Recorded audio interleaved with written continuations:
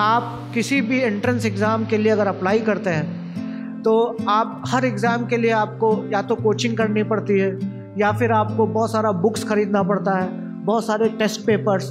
तो कोई भी एग्ज़ाम जो है, अगर कोई भी आप अच्छा एग्ज़ाम देना चाहते हैं तो उसके लिए आपको हज़ारों रुपए चाहिए होते हैं। आप बिना पैसे के तैयारी करना आज के समय में बहुत मुश्किल हो गया है। पहले आसान था, लेकिन अभी इतना ज़्यादा कंपटीशन है और इतनी ज़्यादा कोचिंग्स हैं कि जो अमीर के बच्चे हैं वो तो लाखों रुपए देकर कोचिंग करके निकल जाते हैं, लेकिन जो हमारे बच्चे हैं वो पीछे रह जाते हैं, क्योंकि कंपटीशन जो है वो अनइवन है, कंपटीशन एक जैसा नहीं है। आमचे वडील म्हणायचे की धर्माच्या मागे लागायचं नाही। मी माझ्या दोन्ही मुलांना ते शिकवायचो, कुठल्याही जगातला कुठलाही धर्म असो त्याच्या मागे लागायचं नाही, सगळं गोल तुमचं आयुष्य खलास करून टाकतात हे धर्म। बिलकुल मी तुम्हाला सांगून राहिलेलं आहे। म्हणजे काय मी काही हे नाही आहे, म्हणजे मोठा असं काही चिवर वगैरे घातलेला असं काही नाही आहे। तर मुलांना इंग्रजी शिकवा आणि खूपच म्हणजे समोर जाऊ द्या मुलांना। मी तुम्हाला आणि मराठी वगैरे राहू द्या आता तुम्ही। आणि जेव्हा बघ आता माझी इंग्रजी माझ्या कविता आल्या तेव्हा लोकांना कळलं की हा चांगला कवी आहे म्हणून।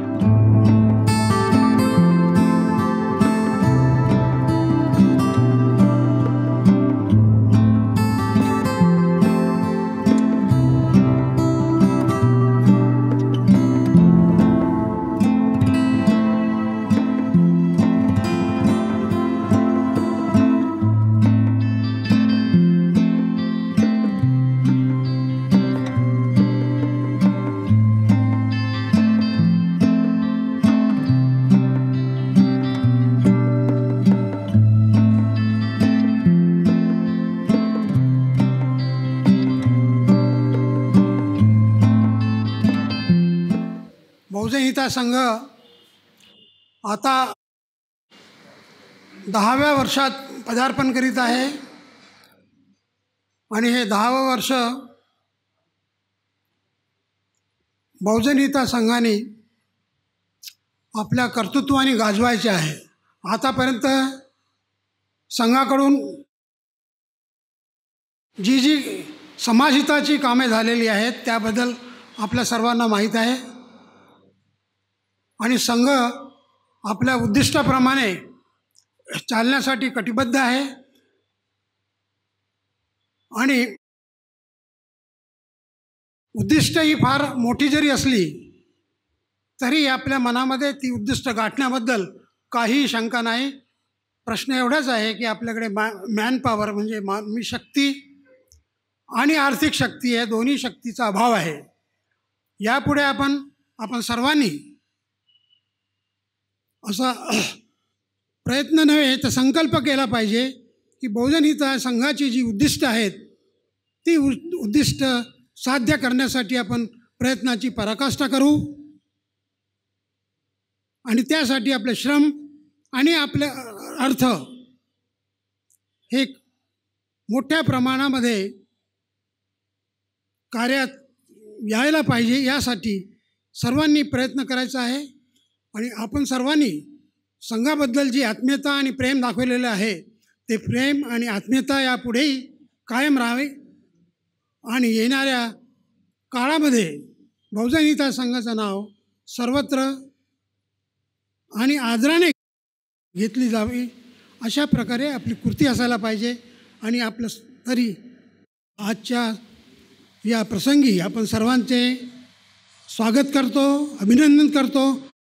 आपल्या सर्वांना कल्पना आहे शशिकांत हुमने साहेबांच्या विचाराने आणि महाराष्ट्राचे माजी प्रधान सचिव रत्नाकर गायकवाड साहेब यांच्या पुढाकाराने आपल्या नागपूरमध्ये आपण 2015ला बहुजन हिताय संघाची स्थापना केली। त्यावेळेस आपल्याकडे असं फारसं काहीही नव्हतं। आम्हा सगळ्यांना माहिती आहे, डॉक्टर साहेबांना सुद्धा माहिती आहे की 13 लोक सुद्धा बरोबर जुळत नव्हते। 5,000 रुपये देण्यासाठी साहेब त्यावेळेस असं कोणी तयार नव्हतं आणि अशा परिस्थितीमध्ये या मिशनच्या पदाधिकाऱ्यांनी बहुजन हितायला साथ दिली आणि आपण 13 लोकांची एक कमिटी आपण आपल्या नागपूरच्या माननीय धर्मदाय आयुक्ताकडे सबमिट केली, आपण सादर केली आणि 15लाच आपण त्याचं रजिस्ट्रेशन घेतलं। याची वाटचाल करताना डॉक्टर साहेबांनी एक संकल्प केला की आपल्या नागपूर शहरामध्ये जे काही सदन लोक आहेत, प्रतिष्ठित आहेत, या बहुजन हिताय संघाच्या एका छत्राखाली ते लोक हळूहळू का होईना पण येतील आणि हा बहुजन हिताय संघ यशस्वीपणे वाटचाल करू शकेल. आणि म्हणून डॉक्टर साहेबांनी ही संकल्पना केली त्याच वेळेस की आपण प्रत्येक भज्जीच्या नियमाप्रमाणे आपण प्रत्येक आठवड्याला कुठंतरी एक दिवस आपण बसलं पाहिजे, अशी संकल्पना समोर आल्यामुळे या मिशननी आपल्याला हा परिसर उपलब्ध करून दिला. सुरुवातीला आपल्याला ACGPचं आपल्याला सहकार्य मिळालं आणि त्या ACGPच्या माध्यमातून आपण आपली वाटचाल सुरू केली.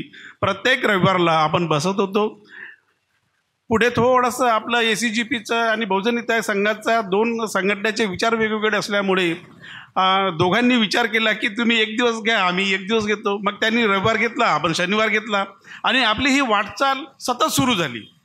जर आपला करोनाचा काळ जर सोडला तर शनिवारची सभा आपली कधीही खंडित झालेली नाही. मग पाऊस असो, ऊन असो, काहीही असो, आपण बरोबर शनिवारच्या सभेला सकाळी 8:30 वाजता 9 वाजता आपण येत राहिलो आणि ही सभा होत गेली. आपण बहुजन हिताय संघाचं जे उद्दिष्ट आहे, आता मागच्या सभेमध्ये सुद्धा खोब्रागडे साहेबांच्या याच्यामध्ये, डॉक्टर साहेबांच्या याच्यामध्ये हा जेव्हा प्रश्न आला की आपण 9 वर्षापासून 7 वर्षापासून आपण हा जो KG to PGचा प्रोजेक्ट आपण विचारात घेतलेला आहे तो अजून आपण पूर्ण करू शकत नाही. तेव्हा त्यांनी संस्थापक आपले शशिकांत हुमणे साहेबांशी संपर्क साधला आणि म्हणाले की साहेब आपल्याला KGचा हा पहिला जो वर्ष आहे आपल्याला चालू करता येईल जर आपण मिशनची खालचा परिचय आपण जर दिला तर. त्यांनी मान्य केलं आणि मग आपल्याला ही ऊर्जा मिळाली की आपल्याला जागा तर मिळाली. त्यांनी जसं आपल्याला ही जागा देण्याचं कबूल केलं त्याच पद्धतीने डॉक्टर साहेबांचं ओळखीचं एक कुटुंब त्यांनी सुद्धा जागा देण्याचं कबूल केलं. मग आता कालच्याच सभेमध्ये ज्ञानेश्वर वाकडे साहेबांनी सुद्धा कबूल केलं की मी माझं घर द्यायला तयार आहोत. आणि आपण हा जो आहे आपला हा जो विचार आहे KGचा विचार आहे, पहिलं वर्ष आहे, हे जर पहिलं वर्ष आपण जर मिशनच्या माध्यमातून यावर्षी आपण जर सुरू केलं तर भविष्यामध्ये आपले हे जे KG to PGचं आहे मग एकदा सुरू झालं तर हे न थांबणारं राहील. आणि अशा पद्धतीचं हे जे बहुजन हिताय संघाचं कार्य आहे हे सतत चालू राहील. एवढंच नव्हे तर बहुजन हिताय संघ बौद्ध धर्माचा प्रचार आणि प्रसार व्हावा याच्यासाठी कार्य करतो आहे.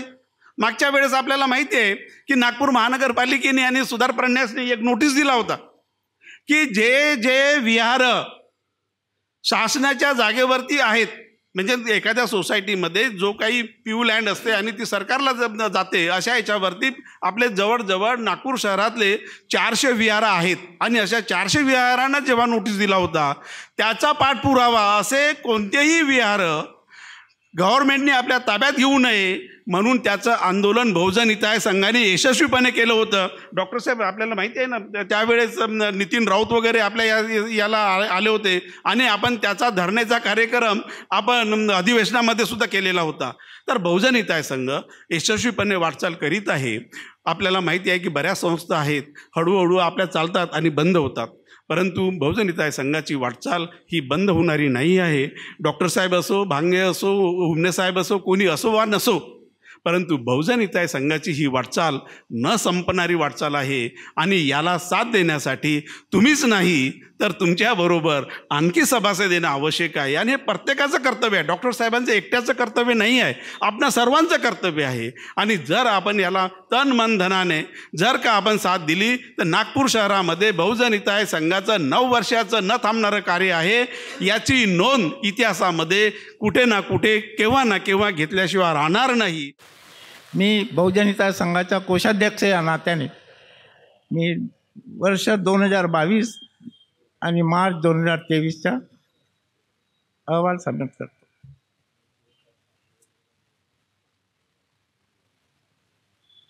आपल्याला एप्रिल 2022मध्ये एकूण 65,400 रुपये जमा झाले होते. त्याच्यात डोनेशन 40,400, मंथली सबस्क्रिप्शन 5,000 आणि 20,000 लाईफ मेंबरशिपचे. मे महिन्यामध्ये 51,471 रुपये जमा झाले. जून महिन्यात 25,005 रुपये जमा झाले. जुलै महिन्यात 42,375 रुपये जमा झाले. ऑगस्टमध्ये 34,455 रुपये जमा झाले. सप्टेंबरमध्ये 25,184 रुपये जमा झाले. ऑक्टोबरमध्ये 57,295 रुपये जमा झाले. नोव्हेंबरमध्ये 29,837 रुपये जमा झाले. डिसेंबरमध्ये 35,291. जानेवारी 23मध्ये 1,14,396. त्या महिन्यात आपण सभेचं आयोजन केलं होतं, त्याच्यामुळे त्यावेळेस महिन्यात जास्त कलेक्शन झालं होतं. फेब्रुवारीमध्ये 44,323 रुपये. मार्चमध्ये 50,480 रुपये. असे एकूण 5,78,859 रुपये जमा झाले. आता खर्च आहे. एप्रिल महिने 1,05,409 रुपये. मेमध्ये 45,480 रुपये. जूनमध्ये 72,730 रुपये. जुलैमध्ये 54,230 रुपये. ऑगस्टमध्ये 36,660 रुपये. सप्टेंबरमध्ये 42,545 रुपये. ऑक्टोबरमध्ये 33,008 रुपये. नोव्हेंबरमध्ये 52,844 रुपये. डिसेंबरमध्ये 45,725 रुपये. जानेवारीमध्ये 1,08,161. त्या महिन्यात आपण खर्च केला होता वार्षिक सभेचा. फेब्रुवारीमध्ये 37,770 रुपये आणि मार्चमध्ये 56,246 रुपये. असं एकूण आपले खर्च झालेले आहे 6,88,808 रुपये आणि जमा झाले होते आपल्याकडे 5,78,859 रुपये. त्यावर्षी आपण 1,09,949 रुपयांनी मागे राहिलो होतो. I would like to welcome you all. Success is what? Right for all. Success जो होता है वो केवल एक व्यक्ति से नहीं होता है, यह सामूहिक होता है. सोपं नसतं तसं समाजाकरता काम करणं. सोपं नसतं तसं समाजाकरता काम करणं. एक कमिटमेंट इंसान की पूरी ज़िंदगी बदल कर रख देती है. एक कमिटमेंट इंसान की पूरी ज़िंदगी बदल कर रख देती है. हाँ, who may committed to uplift humanity. हाँ, who may committed to pay back to society. इसीलिए मैं कहती हूँ, क्या करूँ कि इन निगाहों को अब कुछ और गवारा नहीं. क्या करूं कि इन निगाहों को अब कुछ और गवारा नहीं. अब तो मोहब्बत भी मेरी कमिटमेंट से और सजदा भी मेरे एफर्ट्स को. न उलझा करिए किसी बेखौफ आम्बेडकराइट से बेवजह ही.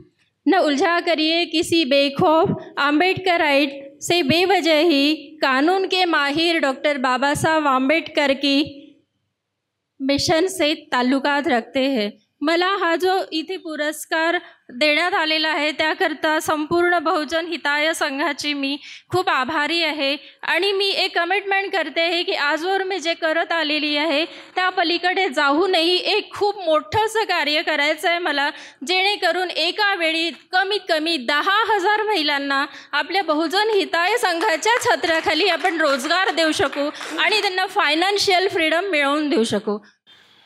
मैं बहुत शॉर्ट में कुछ चीज़ें रखूँगा और उम्मीद करता हूँ कि शायद वो चीज़ें नई होंगी आपके लिए.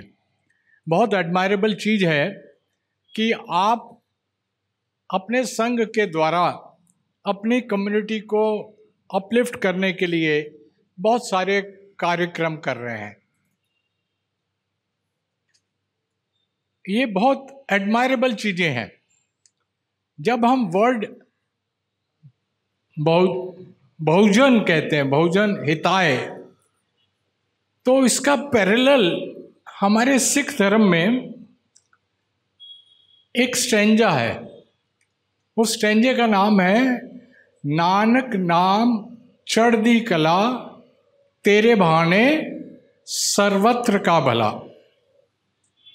बहुजन एक से ज़्यादा का, पूरे दुनिया में बसे हुए किसी भी सिख ने अगर अपने धर्म में रहकर अपनी प्रार्थना करनी है तो उस प्रार्थना में यह शब्द बोलने आवश्यक है। अगर वो शब्द नहीं बोलता तो उसकी प्रार्थना इनकम्प्लीट है। मुझे नहीं पता, क्योंकि मैं बौद्ध धर्म का बहुत स्टूडेंट नहीं रहा हूँ, पर सामाजिक जीवन में हमें बहुत सारी चीज़ें बौद्ध धर्म के बारे में पता चलती हैं। और दलित लोगों को 1956 में बाबा साहब आम्बेडकर ने नागपुर शहर में बौद्ध धर्म अपनाने की प्रेरणा दी। उन्होंने ये शब्द कहे कि मैं बाय चॉइस हिंदू नहीं था, क्योंकि वो एक हिंदू के घर में पैदा हुए थे। वैसे ही 1469 मैं आपको तकरीबन 300-350 वर्षों का सिख इतिहास बहुत कम शब्दों में बताने की कोशिश करूंगा। 1469 से लेके 1699, 230 साल में हमारे 10 गुरु, बॉडीली गुरु, जो कि गुरु नानक से लेके गुरु गोविंद सिंह तक इसी भारतवर्ष में पैदा हुए, और उन्होंने अप्रैल 1699 में सिख धर्म की स्थापना करी। वो स्थापना क्यों करी? वो किसी हिंदू धर्म को छोड़ने के लिए बात नहीं थी, न ही हिंदू धर्म पे कोई एहसान की बात थी, पर रियलिटी ये थी कि उस जमाने में औरंगजेब का शासन था। उसने एक जजिया कर लगाया था, टैक्स लगाया था, और वो भारतवर्ष में रहने वाले हर हिंदू को देना कंपलसरी था। इसका मतलब आप बहुत अच्छी से समझ सकते हैं कि अगर उस जमाने में अगर किसी व्यक्ति को 1 पैसा या 2 पैसा भी वो टैक्स देना पड़ता था तो गरीब के लिए बहुत ज़्यादा टैक्स था। इसकी वजह से पूरे देश में हाहाकार था। उन्होंने, लोकल रेसिडेंट्स ने औरंगजेब को जब अप्रोच किया तो उसने कहा कि भाई कोई बात नहीं, आप ये टैक्स नहीं चाहते हैं तो सिर्फ एक काम करिए कि आपके समाज में से कोई एक व्यक्ति जो कि सामाजिक नेता हो वो आ जाए, मैं दिल्ली में उसको कोशिश करूँगा धर्म परिवर्तन के लिए, और अगर वो मान जाए तो बहुत अच्छी बात, और अगर नहीं मान जाए तो उसको अपनी शहीदी देनी पड़ेगी। ऐसा ही हुआ। उस जमाने के जो लीडर्स थे, जिसमें ब्राह्मण प्रमुख थे, उन लोगों ने गुरु तेग बहादुर, हमारे 9वें गुरु को अप्रोच किया। उन्हें दिल्ली लाया गया। चांदनी चौक में आज भी वह गुरुद्वारा है जहाँ पर लाखों लोगों के सामने उनसे क्वेश्चन करने के बाद, रिफ्यूज़ल के बाद उन्हें शहीद किया गया। अब आयरनी देखिए कि जिस व्यक्ति को लाखों लोगों के सामने में उसका सिर धड़ से अलग कर गया, सुबह से शाम हो गई, उनके ही फॉलोअर्स और उसी कम्युनिटी के लोग जिनको को टैक्स बचाने के लिए उन्होंने अपना जीवन दिया, किसी ने बॉडी नहीं क्लेम करी, और सुबह से शाम हो गई। लोगों को ये डर था कि जो बॉडी क्लेम करने जाएगा तो उसके ऊपर भी अत्याचार होंगे। पर रात के अंधेरे में गुरु तेग बहादुर के एक शिष्य ने उनके सिर को, जो कि धड़ से अलग हो चुका था, घोड़े पर लेकर पंजाब में आनंदपुर साहिब गए, और जो धड़ था वो आज संसद भवन के साथ में गुरुद्वारा है। वो अगर चांदनी चौक से देखा जाए तो करीबन 20-25 किलोमीटर दूर है। वो गांव था और एक कच्चे मकान में उनका वो फॉलोअर रहता था। उसने वो धड़ को लेकर गया और अपने घर में जाके अपनी घास फूस की झोपड़ी को आग लगा के उसके दाह संस्कार किए। जब ये बात हमारे 10th गुरु को पता चली तो उसने ये कहा कि अब मैं एक ऐसा धर्म चलाऊंगा कि उसका जो फॉलोअर रहेगा वो अगर मुंह से भी ये कहेगा कि मैं सिख धर्म का फॉलोअर नहीं हूँ तो पब्लिक उसको कहेगी कि नहीं, ये झूठ बोलता है। उसका बड़ा छोटा सा एग्जाम्पल है, मैं आपके सामने आपसे क्वेश्चन भी पूछूं तो आप मुंह से अपने आप को बौद्ध कह दें, हिंदू कह दें, क्रिश्चियन कह दें, मुस्लिम कह देंगे, उसके ऊपर कोई क्वेश्चन नहीं है। पर मैं आपके सामने खड़ा हूँ और मैं कहूँ कि मैं बौद्ध हूँ या क्रिश्चियन हूँ या मुस्लिम हूँ, तो आप भी कहेंगे नहीं आप तो सिख हैं। तो 1699 में वो सिख धर्म इसलिए पैदा हुआ कि उस समय की जो सामाजिक स्थिति एक गरीब रेसिडेंट की थी, एक साधारण मनुष्य की थी, जो किसी भी कम्युनिटी का हो, चाहे वो हिंदू था तो बेसिकली हिंदू ही था, क्योंकि दो ही कम्युनिटीज़ थी, हिंदू और मुस्लिम। उन्होंने हिंदुओं पर एहसान नहीं किया, पर एक साधारण व्यक्ति को वो टैक्स ना लगे, उस टैक्स को ख़त्म करने के लिए उन्होंने अपनी कुर्बानी दी। ये आपको स्टोरी, ये आपको हिस्ट्री बताने का उद्देश्य बड़ा सिंपल था कि जो बाबा साहब आम्बेडकर जी ने ये कहा कि मेरे को चॉइस नहीं थी, मैं हिंदू धर्म में पैदा हुआ, पर मैं सारा जीवन उसमें रहना नहीं चाहता था। तो उन्होंने सिर्फ 70 साल पहले बौद्ध धर्म का अडॉप्शन किया, जिसकी वजह से आप या आपके कुछ बड़े बुजुर्ग उन्होंने भी बौद्ध धर्म को फॉलो करना शुरू किया। मैं इनवेरिएबली पब्लिक प्लेटफॉर्म से ये बातें कहता हूँ कि भले हम बाय चॉइस एक धर्म में पैदा ना हुए हों, पर जिस धर्म को अडॉप्ट करके हम अपना जीवन जीते हैं उसके ऊपर हमें हमेशा गर्व करना चाहिए। मैं हमेशा 5 गर्व की बात करता हूँ, उसमें से एक रिलीजन गर्व है, दूसरा गर्व मैं कहता हूँ सेल्फ प्राइड।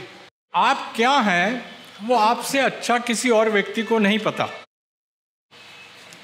आप अच्छे हैं, बुरे हैं, आप अपने जीवन में क्या अच्छे कर्म कर रहे हैं, क्या बुरे कर्म कर रहे हैं, ये आपको पता है। लोग आपको अच्छा मानते हैं, एक अलग बात हो सकती है, पर क्या आप अपने आप को अच्छा मानते हैं? क्या आपको अपने ऊपर गर्व है? वो गर्व रहना चाहिए। एक रिलीजन प्राइड हो गया, एक सेल्फ प्राइड हो गया। वैसा ही पेरेंट्स प्राइड है। जिस माँ बाप ने बचपन से लेके आपको बड़ा करके समाज में प्रेजेंट किया, खुद गीले बिस्तर पर माँ रहती है, बच्चे को सूखे पर सुलाती है, कितने कष्ट फॉलो करती है, और उसके बाद में वो बच्चा तैयार होता है, कोई डॉक्टर बनता है, कोई एडवोकेट बनता है, जीवन में अपनी आजीविका के लिए बहुत सारे काम करता है। तो third pride is parents pride. हर व्यक्ति को अपने माँ बाप के प्रति गर्व रहना चाहिए। अब जब वो जीवन में काम कर रहा है तो कोई बिजनेसमैन बन जाता है, कोई डॉक्टर बनता है, कोई एडवोकेट होता है, इसको मैं वोकेशन प्राइड कहता हूँ। जो काम जिसके वजह से हम आजीविका उत्पन्न करते हैं, खुद जीते हैं, अपने बच्चों को पालते हैं, उनको जीवन में सक्सेस करने की कोशिश करते हैं, उस वोकेशन, उस बिजनेस, उस काम के प्रति हमेशा गर्व रहना ही चाहिए। ऐसे 4 प्राइड हो गए। पिछले 11 साल से मैं बच्चों को, हमारे समाज के जो स्टूडेंट्स हैं, ख़ास तौर पे ऐसे बच्चे जो गांव से आते हैं और जो इंग्लिश मीडियम नहीं हैं, उनको मैं तैयार करता हूँ, पढ़ाता हूँ, उनको अपने साथ एक साल अपने साथ रखता हूँ, और फिर मैं उनको ट्रेन करके इंडिया की टॉप यूनिवर्सिटीज़ में, भारत के जो सबसे अच्छी यूनिवर्सिटीज़ हैं उनमें भेजता हूँ। साथ में अभी कुछ 3-4 साल से फ़ॉरेन में भी बच्चों को भेज रहा हूँ, और हर साल मैं कुछ 200 बच्चों को लेता हूँ, जो कि 14-15 स्टेट से होते हैं, सिर्फ महाराष्ट्र के ही नहीं, महाराष्ट्र के बाहर से बहुत सारे बच्चे आते हैं और मेरे साथ रहते हैं 10 महीने। और मेरी कोशिश ये रहती है कि उनका जो फाउंडेशन है जो वो मजबूत करें। तो बेसिकली इंग्लिश है, मैथ है, बहुत सारे सब्जेक्ट्स हैं जिनको मैं खुद पढ़ाता हूँ, क्योंकि मेरा मानना ये है कि हमारे देश में जो एजुकेशन सिस्टम है वो बहुत बायस्ड है। एक तरफ अंग्रेजी माध्यम के स्कूल हैं, कॉन्वेंट स्कूल्स हैं, जहाँ पर अमीरों के बच्चे पढ़ते हैं, बड़े वर्गों के बच्चे पढ़ते हैं, दूसरी तरफ सरकारी स्कूल हैं, जिला परिषद के, नगर पालिका के स्कूल्स हैं जो मराठी मीडियम या हिंदी मीडियम या उड़िया मीडियम यानी कि रीजनल लैंग्वेजेस में हैं, जहाँ पर हमारे बच्चे पढ़ते हैं ज़्यादातर। और इन दोनों स्कूल सिस्टम में इतना अंतर है कि हमारे बच्चे जो बहुत इंटेलिजेंट होते हैं, बहुत मेहनती होते हैं, बहुत कुछ करना चाहते हैं, लेकिन उनके पैरों में वो पत्थर एक बेड़ियाँ बन जाती हैं, क्योंकि लैंग्वेज इशू एक बहुत बड़ा इशू बन जाता है। अंग्रेजी जो है, इंग्लिश, अगर आप हायर एजुकेशन में जाना चाहते हैं, आप JNU में पढ़ना चाहते हैं, या आप फॉरेन में जाना चाहते हैं, या आप इंजीनियर बनना चाहते हैं, डॉक्टर बनना चाहते हैं, या प्रोफेसर बनना चाहते हैं, या कुछ भी बड़ा करना चाहते हैं, तो अंग्रेजी एक बहुत बड़ा एक ऑब्स्टिकल है, एक बहुत बड़ी बाधा है हमारे बच्चों के सामने। दूसरी जो प्रॉब्लम आती है वो ये है कि हमारे बहुत सारे बच्चों को बिल्कुल भी इंफॉर्मेशन नहीं है, कुछ भी गाइडेंस नहीं होता है कि 12वीं के बाद इंजीनियरिंग या मेडिकल के अलावा और क्या क्या चीज़ें अवेलेबल हैं। बहुत सारी सेंट्रल यूनिवर्सिटीज़ हैं जहाँ पर बहुत अच्छी पढ़ाई होती है, बहुत सारे ऐसे कोर्सेज़ हैं जहाँ पर हमारे बच्चे बहुत कुछ कर सकते हैं, लेकिन उनको जानकारी नहीं है। जैसे कि मैं एक बहुत ही छोटी जगह से हूँ, यूपी में, लखीमपुर खीरी, नेपाल के बॉर्डर पर है, बहुत ही पिछड़ी हुई जगह है। जब तक मैं ग्रेजुएशन कर रहा था तब तक मुझे JNU के बारे में पता भी नहीं था, नाम भी नहीं सुना था, जबकि मैं मेरे स्कूल का टॉपर था, कॉलेज का टॉपर हूँ, लेकिन मुझे पता ही नहीं था कि JNU कुछ है। मैं बात कर रहा हूँ 1990s की, 98-99 में मेरा ग्रेजुएशन चल रहा था और मुझे पता ही नहीं था कि JNU नाम की चीज़ कुछ है। तो अब मेरे जैसे ऐसे बहुत सारे स्टूडेंट्स हैं जो छोटे शहरों से आते हैं, गांव से आते हैं, जो बहुत कुछ करना चाहते हैं, लेकिन उनके पास जानकारी का अभाव रहता है। तो पहला प्रॉब्लम तो अंग्रेजी होता है। दूसरा प्रॉब्लम यह है कि हमारे घरों में उतनी जानकारी नहीं होती है, गाइडेंस नहीं है, पता नहीं होता है, इन्फॉर्मेशन की कमी है। और तीसरी प्रॉब्लम आती है फाइनेंशियल, पैसा, क्योंकि आप किसी भी एंट्रेंस एग्ज़ाम के लिए अगर अप्लाई करते हैं तो आप हर एग्ज़ाम के लिए आपको या तो कोचिंग करनी पड़ती है, या फिर आपको बहुत सारा बुक्स खरीदना पड़ता है, बहुत सारे टेस्ट पेपर्स।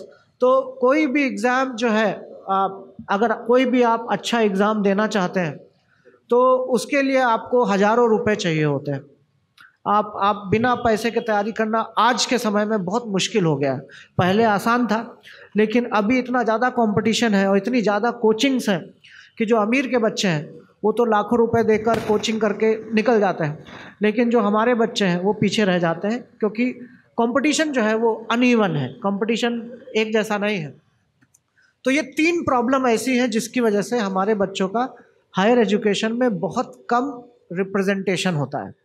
और जो बच्चे हमारे पहुंच भी जाते हैं वहाँ पे, जैसे मैं जब JNU गया या उससे पहले जब मैं इंजीनियरिंग कर रहा था, तो मुझे बहुत अकेलापन लगता था, क्योंकि जो जितने भी स्टूडेंट्स थे वो ज़्यादातर बहुत एलीट बैकग्राउंड के होते थे। हमारे जैसे बच्चे क्लास में 1 या 2 होते थे, 2 या 3 होते थे, बाकी 70-80 बच्चे दिल्ली के हैं, बॉम्बे के हैं, प्रेसिडेंसी कॉलेज से पढ़े हैं। तो ये बहुत बड़ा एक गैप होता था कि हमारा अपना कोई सपोर्ट सिस्टम नहीं था। तो उसकी वजह से क्या होता था कि हमको बहुत अकेलापन लगता था, बहुत सारा डिस्क्रिमिनेशन भी होता था, और हम लोग का जो एकेडमिक परफॉर्मेंस है वो कम हो जाता है, क्योंकि सपोर्ट सिस्टम नहीं होता है। तो ये सारी चीज़ों से लड़ने के लिए मैं और मेरे बहुत सारे साथियों ने सोचा कि हमें ग्राउंड पर जाकर काम करना चाहिए। हमें अगर इसको बदलना है तो हमको अब किसी और के भरोसे नहीं रहना है, हमको सरकार के भरोसे नहीं रहना, हमें किसी के भरोसे नहीं रहना है। मैं और मेरे साथी बहुत सारे ऐसे हैं जो बहुत प्रिविलेज्ड हैं। मैं इंडिया की टॉप यूनिवर्सिटी से पढ़ा, इंग्लिश मीडियम में पढ़ाई की, मैं 2nd जनरेशन लिटरेट हूँ, मेरे पिताजी सरकारी वकील थे। तो मेरे समाज में अगर देखूँ, मेरी कम्युनिटी में, शेड्यूल कास्ट में, मैं बहुत प्रिविलेज्ड हूँ, है ना। बाकी लोगों से अगर मैं मेरे अगर रिश्तेदारों से कंपेयर करूँ तो मेरे रिश्तेदार आज भी मजदूरी करते हैं। तो मुझे लगता है कि बाबा साहब की वजह से आज मेरी 2 जनरेशन बहुत पढ़ लिख गई हैं, बहुत एक कंफर्टेबल लाइफ जी रहे हैं। मेरे सारे भाई क्लास 1 ऑफिसर हैं और सब कुछ अच्छा है। तो अब हमारी जिम्मेदारी बनती है कि हम पे बैक करें। अब ये जब मैं स्टूडेंट था तभी मेरे को ये समझ में आ गया था कि अगर हम कम्युनिटी के बीच में, जैसे अगर मैं टॉप यूनिवर्सिटी से पढ़ा हूँ, तो मेरे पास देने के लिए सबसे कीमती चीज़ क्या है मेरे पास जो मैं समाज को दे सकता हूँ? वो है मेरा एक्सपीरियंस, वो है मेरा नॉलेज, वो है मेरा कि हाँ भाई JNU ऐसे जाते हैं या एंट्रेंस एग्ज़ाम की तैयारी ऐसे करते हैं। पैसा देना बहुत छोटी चीज़ है, ठीक है। मुझे लगता है कि नॉलेज, जो एक्सपीरियंस है, जो आपने जो अचीव किया है और जो रास्ता आपने चुना, वो अगर आप पे बैक करते हैं तो बहुत अच्छा रहेगा। तो ऐसे ही सोच के साथ वर्धा आया मैं और मैंने ये काम शुरू किया। शुरुआत में बहुत सारा परेशानी आया, कुछ भी नहीं था मेरे पास, लेकिन धीरे धीरे लोग जुड़ते गए। आज मेरे पढ़ाए हुए 18,000 स्टूडेंट्स हैं जो कि टॉप यूनिवर्सिटीज़ में हैं, और सब बहुजन समाज के बच्चे हैं, SC हैं, ST हैं, NT हैं, DNT हैं, OBC हैं, और सब गांव से बच्चे हैं। आज 37 बच्चे इस समय फॉरेन में हैं और सब गांव के बच्चे हैं। तो मैं ये आपको इसलिए बता रहा हूँ क्योंकि मुझे लगता है कि ये पॉसिबल है, चेंज जो है वो लाया जा सकता है। और अगर हम समाज के साथ बैठकर, समाज में रहकर अगर हम काम करते हैं तो बदलाव पॉसिबल है। और हमारे बच्चे जो हैं, स्टूडेंट्स जो हैं, मैं 11 साल से पढ़ा रहा हूँ एज अ टीचर, मैं 11 साल से काम कर रहा हूँ। मैं आपको एक चीज़ बोलना चाहता हूँ कि मैंने हमारे किसी भी बच्चे को कमज़ोर नहीं पाया है। हमारे बच्चे बहुत मेहनत करते हैं, हमारे स्टूडेंट्स बहुत मेहनत करते हैं, हमारे स्टूडेंट बहुत कुछ करना चाहते हैं, लेकिन परिस्थितियाँ इतनी कठिन हो जाती हैं उनके सामने कि वो फिर रास्ता भटक जाते हैं।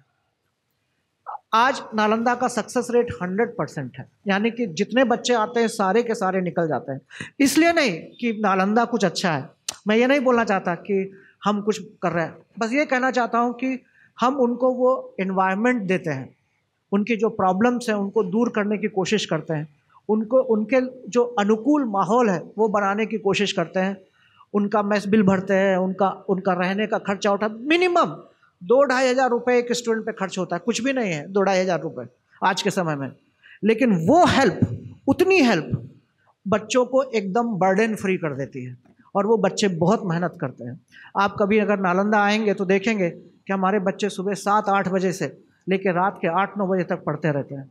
मैं रहूँ या ना रहूँ कुछ फ़र्क नहीं पड़ता, आपको प्रॉपर डिसिप्लिन दिखेगा, बच्चे पढ़ते रहते हैं क्योंकि वो एक माहौल मिल गया उनको कोई जज करने वाला नहीं है, कोई ये कहने वाला नहीं है कि तुम कमज़ोर हो या तुम गरीब हो या तुमको इंग्लिश नहीं आती है या तुम ऐसे कपड़े पहनते हो। तो चूँकि वो एक पॉजिटिव माहौल मिलता है तो फिर बच्चे निखर कर आते हैं। इसमें कोई रॉकेट साइंस नहीं है। मुझे लगता है कि सभी बच्चों में बराबर का पोटेंशियल होता है, सभी बच्चों में बराबर की क्षमता होती है, सभी बच्चों का इंटेलिजेंस जो है, बुद्धिमत्ता भी एक जैसी होती है। एज अ टीचर मैंने पहले भी बोला था कि मुझे आज तक कोई कमज़ोर स्टूडेंट नहीं मिला है, मुझे आज तक ऐसा कोई स्टूडेंट नहीं मिला जिसको मैं ये कह सकूं कि इससे नहीं होगा। हर स्टूडेंट्स में अपना अलग अलग पोटेंशियल होता है, बस उन पर फेथ करने की ज़रूरत होती है, उन पर विश्वास करने की ज़रूरत होती है, उनको बार बार ये बोलने की ज़रूरत होती है कि तुम कर सकते हो, तुमसे होगा, हम कर सकते हैं, हमसे होगा, हम कुछ भी अचीव कर सकते हैं। और मैं यही हर दिन हमारे बच्चों को बोलता हूँ कि एवरीथिंग इज़ पॉसिबल। मैं बार बार बाबा साहब का एग्जाम्पल देता हूँ, बार बार ज्योतिबा फूले का एग्जाम्पल देता हूँ कि आज से 100-200 साल पहले, 150 साल पहले परिस्थितियाँ कितनी कठिन रही होंगी। आज जब हमारे सामने इतना स्ट्रगल है तो उस समय तो हम इमेजिन में नहीं कर सकते, और तब बाबा साहब ने करके दिखाया, तब महात्मा फूले ने करके दिखाया। तो आज अगर उस समय के मुकाबले आज तो बहुत अच्छा है, मतलब बहुत अनुकूल परिस्थितियां हैं, तो हम सभी की जिम्मेदारी बनती है कि जो बाबा साहब का जो बताया हुआ रास्ता है उस पे चले। आपल्या देशाची संख्या आहे 142 करोड आणि ते 80 करोड लोकांना जेवण देतात, म्हणजे काय, म्हणजे अर्ध्यापेक्षा जास्त लोक तुमचे उपाशी असतात। हे अभिमानाने सांगण्यासारखं काही नाही आहे, म्हणजे वाईट वाटते सगळं। आणि मग काय झालं, मग आता आपण शिकतो ना, आम्ही मध्यमवर्गीय लोक आहोत आपण, म्हणजे माझ्यासारखा माणूस मध्यमवर्गीय आहे, तर ते आपण शिकतो कशासाठी, आपण नोकरी लागली पाहिजे म्हणून शिकतो। पण त्या नोकरीत काही नव्हतं. आणि मग मला कलावंताच्या कोट्यामध्ये नोकरी लागली, कारण मी लहानपणापासून कविता लिहायचो. 8व्या वर्गापासून मी कविता लिहायचो. मला वाटलं की बाबा आपलं आयुष्यात आपण काहीतरी केलं पाहिजे, पण करण्यासारखं काही नव्हतं. पण माझी एक अशी मान्यता आहे की जगातली प्रत्येक आई, प्रत्येक देशातली आई, प्रत्येक आईच्या पोटामध्ये आपण जेव्हा असतो 9 महिने 9 दिवस, तेव्हा ती आई स्वप्न बघत असते की माझ्या पोटामध्ये जो मुलगा आहे, माझ्या उदरात जो मुलगा आहे तो महान होईल म्हणून, महान होईल म्हणून प्रत्येक आई स्वप्न बघते. मी इकडे सगळे आळे बसले आहेत, सगळेजण स्वप्न बघतात की माझ्या पोटामध्ये जो मुलगा आहे तो महानच होईल म्हणून. तर मी विचार केला की आपण डुप्लिकेट कशाला व्हायचं, आपण ओरिजिनलच झालं पाहिजे. तर मग काय करता येते, तर मग मी चित्र काढायला लागलो होतो. मध्यंतरी संगीताचा शौक झाला होता मला, पण प्रत्येक ठिकाणी पैसा लागतो असं माझ्या लक्षात आलं. आणि पैसे आपल्याकडे तेव्हाही नव्हते ना आताही नाही आहेत. आताही 3 वेळा विचार करायला लागते मित्रांना भेटायसाठी की बाबा 106 रुपयाचं पेट्रोल कसं काय टाकायचं म्हणून. तर ते असं होतं. मग काय करतं, मग मला एक हा चांगला फॉर्म दिसला, कोणता, कवितेचा फॉर्म मला चांगला दिसला की आपण कवितेमध्ये, आणि कवितेमध्ये पैसे लागत नाही, एक कागद कुठेही भेटतो, शाई पेन कुठेही भेटते, म्हणून मी कवितेच्या मागं लागलो. आणि मग पूर्ण भारतातल्या मी कविता वाचून काढल्या. म्हणजे त्यावेळेस मला हिंदीच येत होतं, इंग्रजी मला आजही येत नाही, बरोबर इंग्रजी येत नाही, कारण माझे वडील पोलीस डिपार्टमेंटला होते आणि मी 8 शाळा बदलल्या सर, मेरे 8 स्कूल बदली 10वीं तक, और मेरा बिल्कुल बट्टा बोर हो गया. क्या बोलते थे मेरे पढ़ाई का. और मेरे को 5वें क्लास में सर इंग्लिश शुरू होती थी ना, तो 5वें क्लास में आपको इंग्लिश को मास्टर नहीं था सर, तो साल भर नहीं था मास्टर. तो हम जब गड़बड़ करते थे तो दूसरे क्लास का मास्टर आता तो बोलता था कि अरे चुपचाप रहा, ABCD सीखा, ABCD सीखा, ABCD सीखा. तो हम ABCD रटते रहते थे. फिर बाद में फिर 5वीं की आई, क्या बोलते एग्ज़ाम आई, तो फिर हमको तो इंग्लिश कुछ आती नहीं थी. तो फिर बाद में आपको बोला गया कि भाई ABCD किसको आता था, हमने सबने हाथ खड़ा किया कि आपको ABCD आता है, तो बोल के बताओ. फिर एक एक लड़के हमको ABCD आती थी, तो बोले सब पास हो गए, बोले सब पास. तो हम ऐसे पास हो गए, और वो हमारी इंग्लिश रह गई करके आज मेरे को बहुत दर्द है सर कि मैं दुनिया नहीं देख सकता हूँ, बहुत दुनिया नहीं देख सकता. मुझे बहुत दर्द है सर कि ये दुनिया बहुत खूबसूरत है, बहुत सीखने लायक है, लेकिन इंग्लिश कमज़ोर होने के साथ में मैं कुछ नहीं कर सका. अरे मुझे बहुत, अरे आपके साथ में दिल भी भर के आ रहा मेरा. और फिर मैं 6वीं में, फिर 5वीं में गोंदिया में था, गोंदिया के खेडे में था.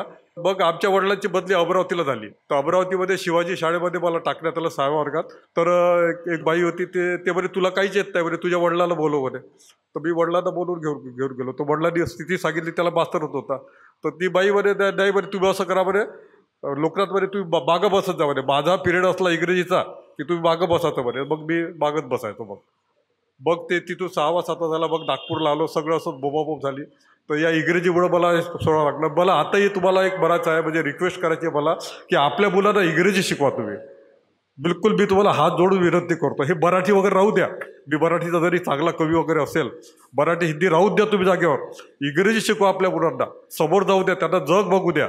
जग खूप सुंदर आहे, तो इंग्रजीशिवाय तुमचे दरवाजे खुले होत नाही जगाचे. आम्ही जे चुकी केली ते करू नका तुम्ही, म्हणजे सगळ्यांना मी रिक्वेस्ट करतो. आणि इंग्रजीत शिका तुम्ही.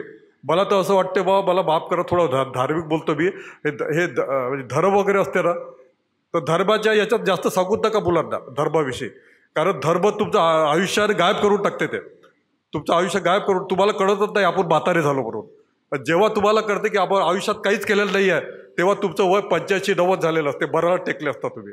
आणि हे गायब करून केलं असते आपलं वय धर्मानं गायब केलेलं असते.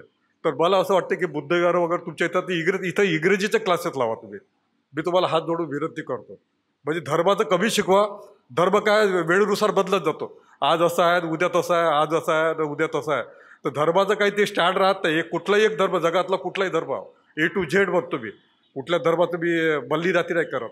तर ते बदलत जातात धर्म. तर ते धर्माचं मुलांना शिकवू नका काही. जग खूप मोठं आहे, खूप सुंदर आहे.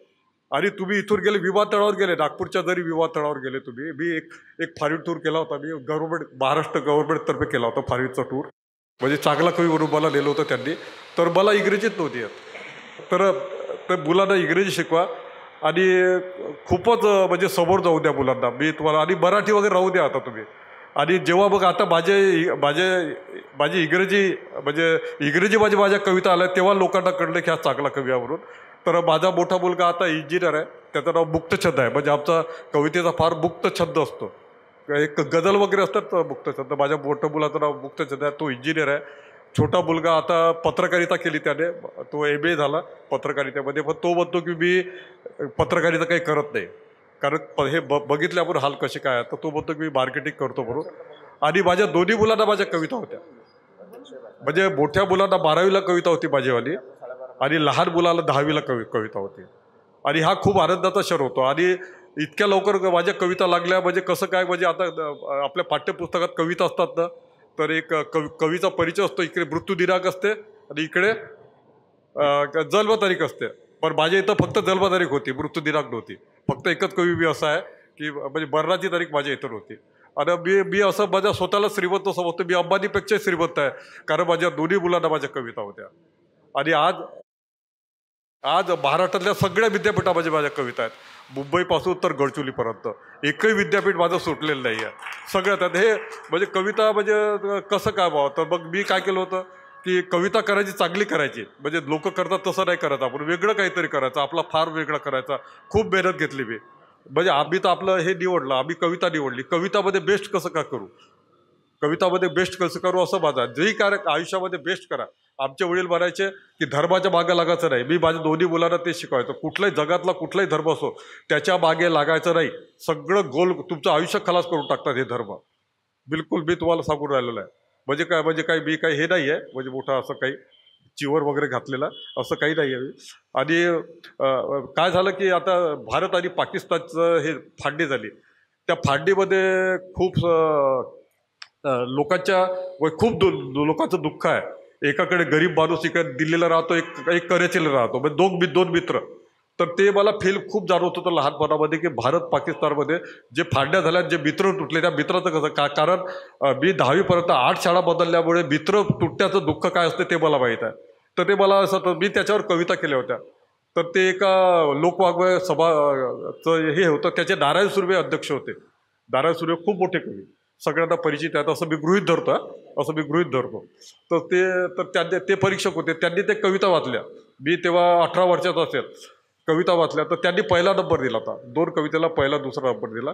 मग मी अमरावतीला ते आले होते दलित साहित्य संमेलन, ते भेटलो मी त्यांना. सर म्हटलं मी आहे, नाही म्हणे तो लोकनाथ यशवंत दुसरा आहे म्हणे. म्हटलं सर कसं काय, नाही तो म्हातारा माणूस आहे म्हणे.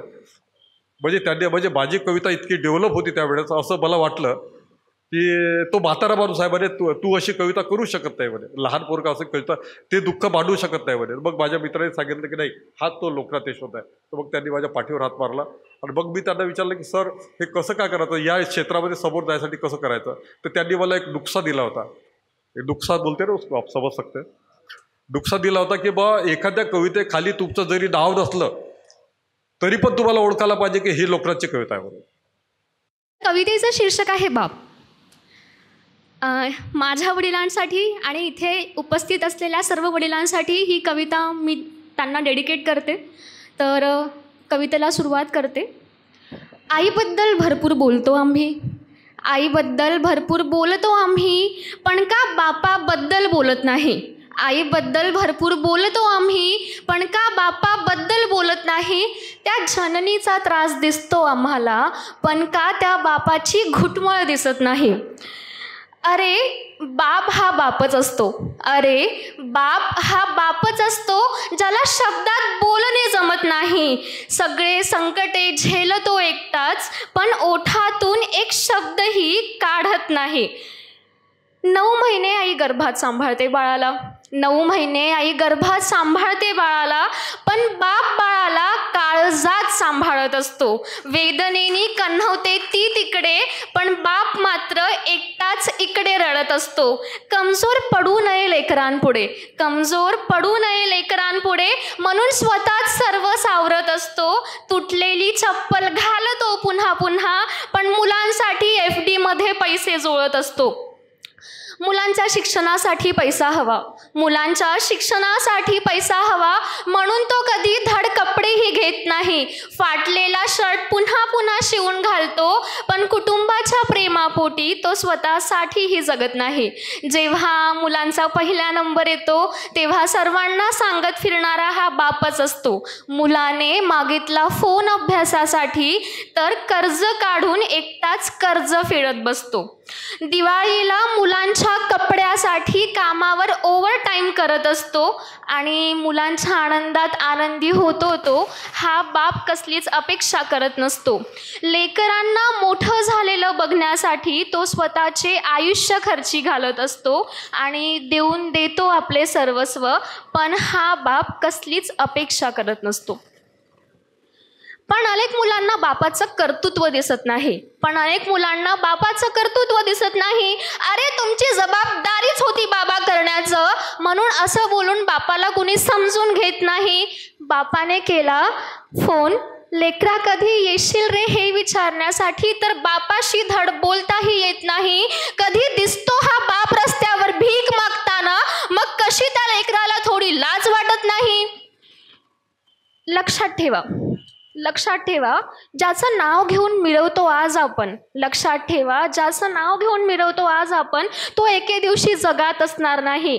ज्याच्यामुळे किंमत आहे आयुष्याला, तो एके दिवशी आयुष्यात दिसणार नाही. खंत असेल मनामध्ये बापाबद्दल, पण काहीच करता येणार नाही. तो निघून जाईल अशा ठिकाणी एके दिवशी, ज्यात तुमचा कधी आवाजही पोहोचणार नाही. म्हणून एकदा तरी बापाला मिठीत घेऊन घ्या. तो किती अनमोल आहे आयुष्यात हे एकदा तरी त्याला सांगून द्या. कारण खरंच बापाशिवाय घराच्या आयुष्याला छप्पर नाही. आयुष्याच्या घराला छप्पर नाही. भरभरून प्रेम करून घ्या त्या बापावर एकदा, कारण एकदा निघून गेल्यावर तो बाप कधीच पुन्हा परत येणार नाही. Thank you so much. KG1 पासनं आपल्याला इथे या बौद्ध हिता संघाच्या माध्यमातून शिक्षणाकडे लक्ष द्यायचं आहे. आपलं सहकार्य आवश्यक आहे तनमन धनानं. हा प्रोजेक्ट आपण एक वन ऑफ द प्रोजेक्ट त्याला म्हणतो, हे आवश्यक बाब आहे. ह्या प्रोजेक्टला तुमचा हातभार लावणं आवश्यक आहे.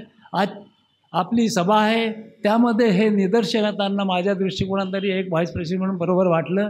मी आपल्या निदर्शनात आणलं, आपण याच्यामध्ये सहकार्य द्यावा. दुसरं असं की काही बाबी धार्मिक बाबीमध्ये आपण वेगवेगळ्या विहारात जातो. आज आमच्या विहारात कार्यक्रम होतो. मी आमच्या सभेमध्ये मला चव्हाणसाहेब आहेत की सरांना आम्ही बोलवलं होतं, कारण आपला हे पंचसूत्री कार्यक्रमामधला हा भाग आहे. यांना नेणार होतो, परंतु आज नेऊ शकलो ना. तिथं आलो, तिथे त्या बाबीकडे आपलं लक्ष देणं आवश्यक आहे. दुसरं असं, आम्ही बोलताना सगळे आपले लीडर लोक एज्युकेटेड आहोत. आम्ही बोलताना तारतम्य ठेवणं मोठं आवश्यक आहे. कुणाशी कशा बोलावं हे आवश्यक आहे. बौद्ध फिलॉसॉफी आहे, माणसाने माणसाबरोबर माणसासारखं बोललं म्हणजेच बौद्ध फिलॉसॉफी हा माझ्या दृष्टिकोनात एक विचार आहे. ही आपण मान्य करावे. नाही पटलं कोणाचं मत तरी बोलता येते, हार्शली न बोलता पद्धतशीरपणे. डायरेक्ट आणि इनडायरेक्ट असं दोन नॅरेशन आपलं इंग्रजी शिकलं की नाही. इनडायरेक्ट नॅरेशन हा महत्त्वाचा आहे. हसत आपण त्या मुद्द्याला जर आपण वळणी दिली, त्याला बोललं हे तुमचं चुकलं अशा पद्धतीनं दुरुस्त करावं. त्याला सजेस्टिव्ह मूड म्हणतात. सजेशन द्यायचं, विरोध नाही करायचं. विरोधाला सजेशनच्या माध्यमातून आपण समोर आलो, त्याला समजावून सांगितलं तर आपली संघटना मजबूत होते. मग संघटनेबद्दल बोलतो इथं. संघटनांबद्दल बोलणं आवश्यक आहे, कारण मी संघटना चालविली, ऑल इंडियामध्ये फिरलो, म्हणून ही संघटना आहे आणि आपण हा विचार आपल्यासमोर ठेवणं मोठं आवश्यक आहे माझ्या दृष्टीने असं वाटते. आणि त्याच्यामुळे आपला सौहार्द राहते. आपण मोस्ट ऑफ 60च्या वरती सगळे सिनियर सिटीजन आहोत. जेव्हा आपण शनिवारी बसतो त्या शनिवारी माझ्या मताप्रमाणे आपण सगळे हप्त्याभराचे जे काही असेल आपले विचार विनय पद्धतशीरपणे एकमेकाला शेअर करण्यासाठी बसतो आणि आपल्याला अति ऊर्जा मिळते वेगवेगळ्या लोकांकडनं. मला काही वाटत असेल त्याच्याबद्दल दुसरं काय त्या वाटत असेल धार्मिक बाबी याचा साठा याचे चरवीचरण होते असं माझ्या दृष्टिकोनाने शनिवारची मीटिंग आपली ठरल्या जाते. खरंच आपण दुसरं असं कोर्टाबद्दल बोललं, मी कोर्टात सांगलं एकदा 138ची केस होती. माझ्या बँकेच्या तो आपला एम्प्लॉई होता, एक जज होता. त्यामुळे जजांनी काय विचारलं, चेकच्या किती प्रकार आहेत, चेक लक्षात आलं तुम्हाला? सर म्हणलं मी दर दिवशी 200 तरी चेक पास करतो म्हटलं. त्यावेळेस सांगितलं त्याने, प्रकार सांगितलं मी 2-3 प्रकार आहेत. त्याने मग असे प्रकार होऊ शकतात. साहेब मी तुम्हाला नियम सांगतो, म्हणजे मला बँकेत नियम आहे त्यात प्रकार 3 आहेत आणि कुठलं कसे प्रकार तुम्हाला हे सांगितलं.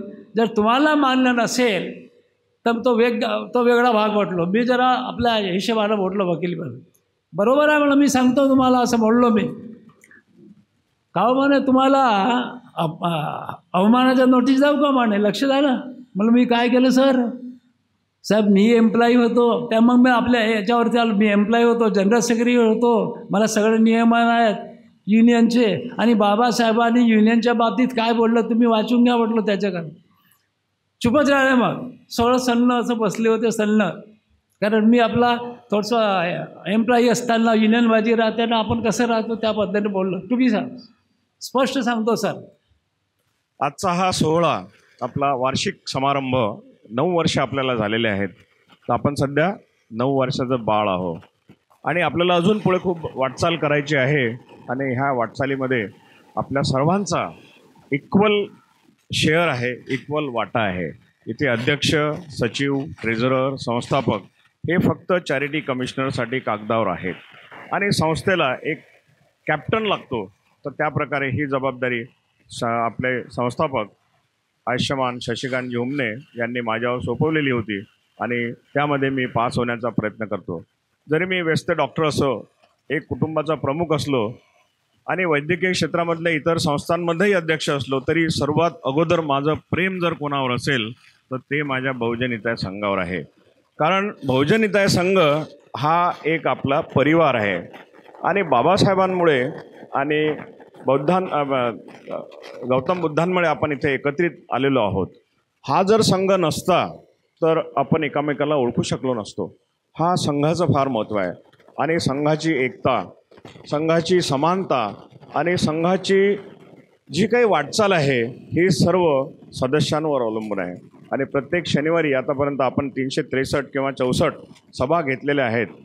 15 नोव्हेंबर 1915 मला आपण सुरू केलेलं आहे. रत्नाकर गायकवाड साहेबांनी आपला संघ तयार केलेला आहे आणि नागपूरचीच आपली जी शाखा आहे ही आपल्या महाराष्ट्रामध्ये उत्कृष्ट कार्य करत आहेत.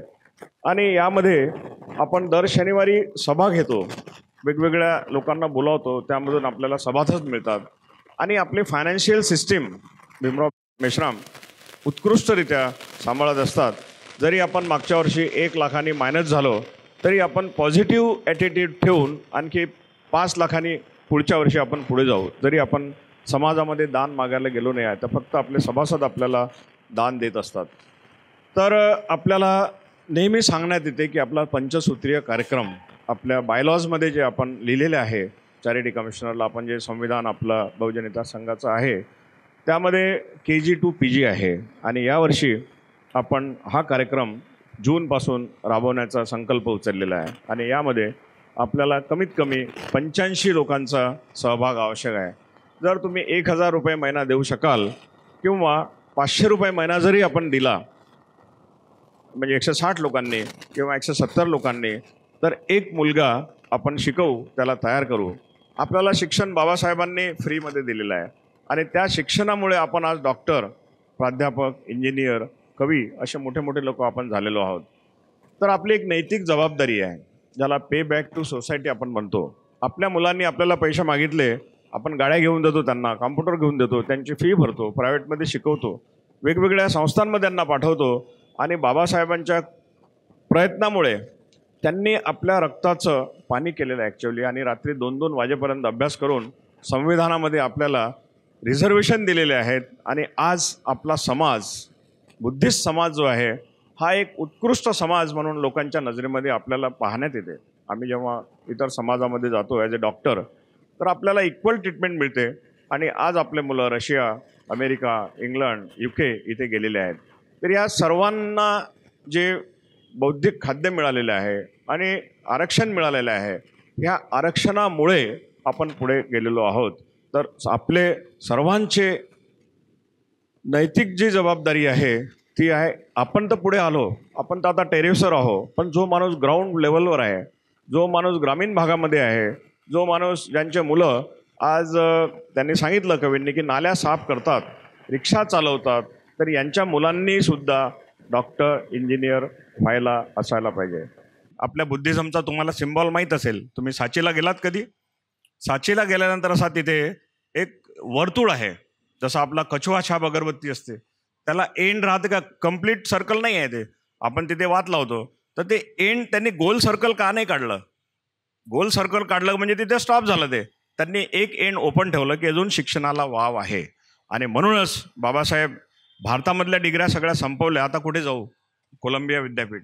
आणि तिथे सेलिंगमन त्यांचे बाबासाहेब तर सांगायचे त्यांना की इतके आत्मीयतेने त्यांचे लेक्चर ऐकायचे की त्यांना म्हणायचे की सर कल आप नहीं रहोगे तो आपका lecture A to Z line to line मैं पढ़ा सकता हूँ. म्हणजे इतक्या लक्ष देऊन बाबासाहेबांनी अभ्यास केला. आणि त्यांनी पुस्तकं लिहिले, रिसर्च. हू वेअर शूद्रस तुम्ही बघा, अनटचेबल बघा, प्रॉब्लेम ऑफ रुपी बघा, आणि सर्वात महत्त्वाचा हिंदू कोडबिल आहे. आणि ते लोक वाचत नाहीत. हिंदू कोडबिल स्त्रियांसाठी, हिंदू स्त्रियांसाठी आहेत, पण मी जेव्हा विचारतो तरी ते वाचत नाहीत ते लोक. त्यांना बाबासाहेब म्हटलं की थोडंसं त्यांना एखादी पेनिसिलिनची कशी रिॲक्शन येते, अशा इवन आपल्या ज्या इतर समाजातल्या OBCचे लोकंसुद्धा आपण जेव्हा त्यांना पुस्तक देतो हू वेअर शूद्र, नाही हम शूद्र नाही आहे असं ते म्हणतात. आणि त्यामध्ये बाबासाहेबांचे विचार इतके सुंदर बाबासाहेबांनी, आणि बाबासाहेबांची खास सवय होती की कोणती गोष्ट लिहिताना रेफरन्स द्यायचे ते, आणि रेफरन्स देऊन लिहायचे. आणि अजून मोठे मोठे जे चार्टर्ड अकाउंटंट आहेत, वकील आहेत, ते त्यांचे रेफरन्सेस देतात की बाबासाहेब, मी एकदा विमानात जात होतो, मी बाबासाहेबांचं पुस्तक वाचत होतो, माझ्या बाजूला पारशी एक लेडी बसलेली होती. तर तिने पाहिलं, तर तिने सांगितलं की we are Parsis, why we are protected, because Babasaheb has given rights to minority. म्हणजे मायनॉरिटी लोकांना बाबासाहेबांनी पारशी लोकांना एवढे अधिकार दिले. आणि बाबासाहेब सुरतला पारशी लोकांच्या घरी राहायचे. त्यांना किती कठीण प्रसंग होता की त्यांचं सामान बाहेर काढून फेकण्यात आलं होतं, पण त्यांचे मित्र जे होते पारशी त्यांना मदत करायचे. आणि बाबासाहेब जेव्हा तिथे शिकायचे कोलंबिया युनिव्हर्सिटीमध्ये, तर त्यांचे पारशी एक मित्र होते, ते सुद्धा त्यांना मदत करायचे, त्यांना पुस्तकं, त्यांना फायनान्स, त्यांना हे. आणि बाबासाहेबांना फारसी लँग्वेज येत होती, कारण संस्कृत त्यांना दिली नव्हती ब्राह्मण लोकांनी. तर हा सगळा भाग आपल्याला शिकण्यासाठी बुद्धिझमचं नॉलेज. आणि यशवंत सर, शिक्षण हे कधी संपत नाही. तुम्ही शिक्षणाला महत्त्व द्या, आणि इंग्रजीला तर फार महत्त्व दिलं पाहिजे. कारण आपण जेव्हा जातो, एकदा माझ्यासोबत इंग्लंडमध्ये एक मुलगी डॉक्टर, म्हणजे आमचे तामिळचे डॉक्टर होते, आमचा ग्रुप होता, एक लहान मुलगी होती आणि तिला तामिळ भाषेशिवाय काहीच येत नव्हतं.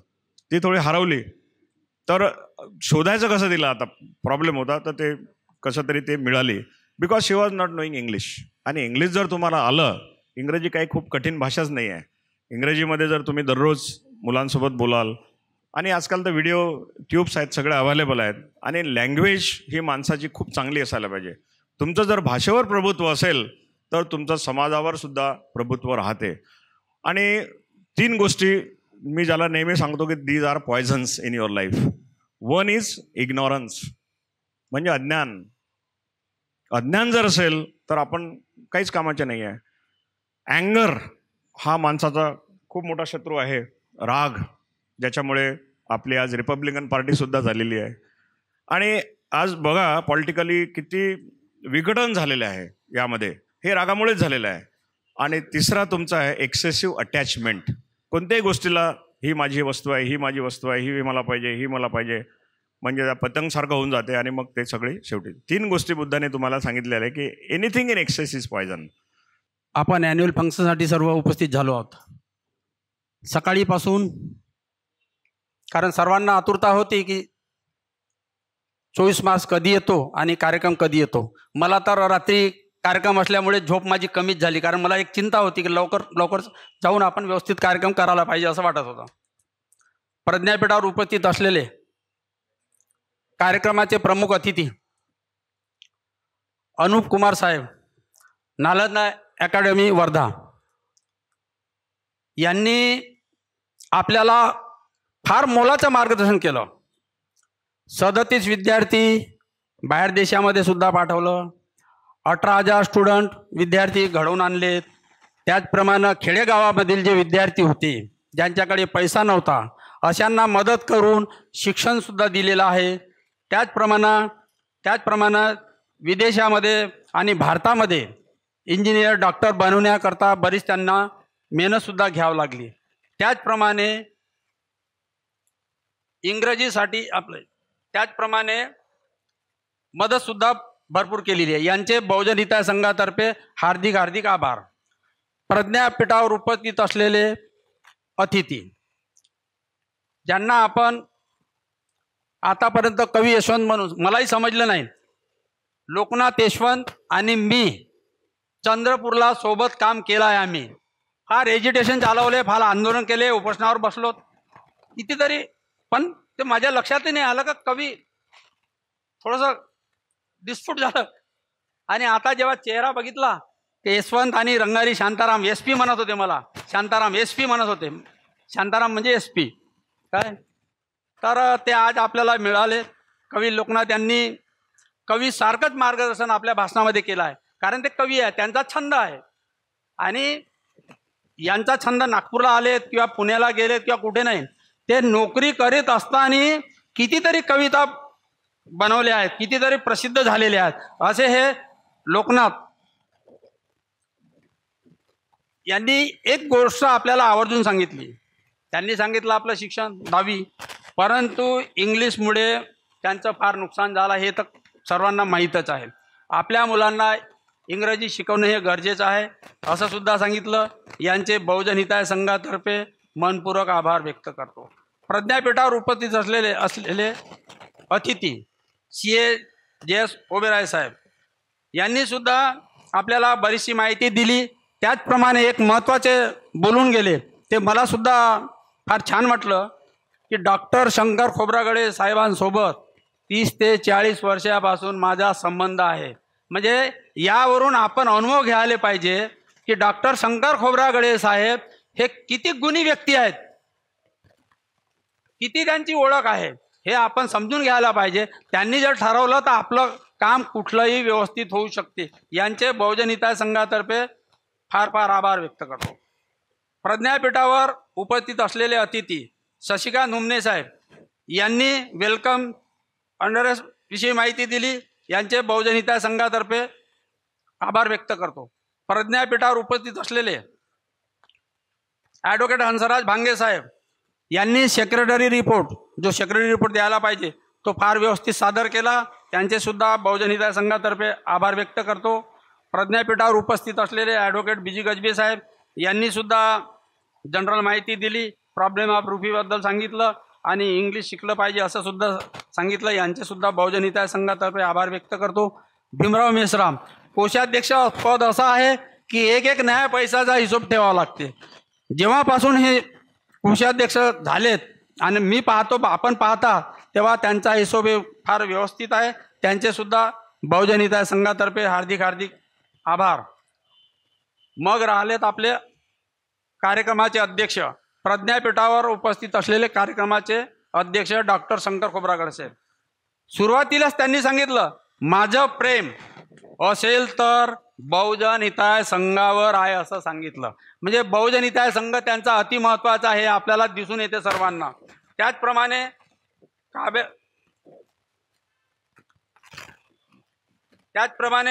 KG to PG कार्यक्रम राबवायचा आहे. त्यासाठी ठरवलं तर भरपूर पैसा गोळा करू शकतात. डॉक्टर साहेबांनी ठरवलं एकदा तर ते पैसा 1 लाख नाही तर 10 लाख 20 लाख सुद्धा जमा करू शकतात. ही त्यांच्यामध्ये ताकद आहे. फार ओळख आहे त्यांची. आपल्या समाजामध्ये जाय असं नाही आहे, मी जवळून बघतो आहे. डॉक्टर साहेबांनी सुद्धा कधीतरी मनावर घ्यावं, KG to PG साठी पैसा लागेल, सर्वांनी सुद्धा मदत करा. आणि धम्माविषयी फार छान माहिती दिली.